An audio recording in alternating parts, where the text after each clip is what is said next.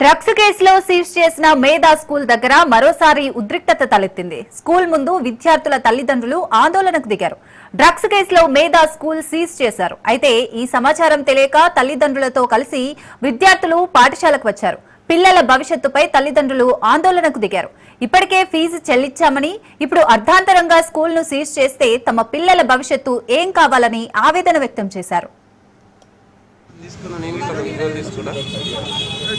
మీద అయిపోతే నేను ఇట్లా విజువల్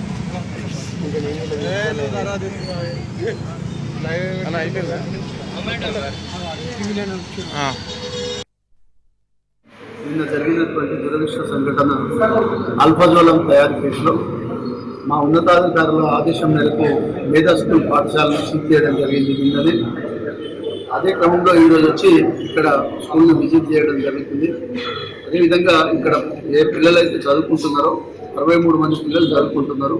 వాళ్ళ తల్లిదండ్రులతో మాట్లాడి ఆ పిల్లలందరినీ కూడా చుట్టుపక్కల ఉండేటటువంటి పాఠశాలలో ఆ పిల్లల్ని అడ్మిషన్ చేర్చాలి, వాళ్ళ విద్య మధ్యలో ఆగిపోకుండా చూడడానికి చేసేటటువంటి ప్రయత్నం ఇది. వాళ్ళందరితో మాట్లాడదాం. ఇక్కడ మేనేజ్మెంట్ వాళ్ళు లేరు, టీచర్లను పిలిపించినాం.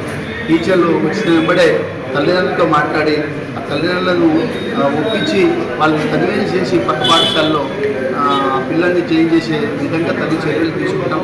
ఇది మా ఉన్నతాధికారుల ఆదేశం ప్రకారం జరుగుతుంది.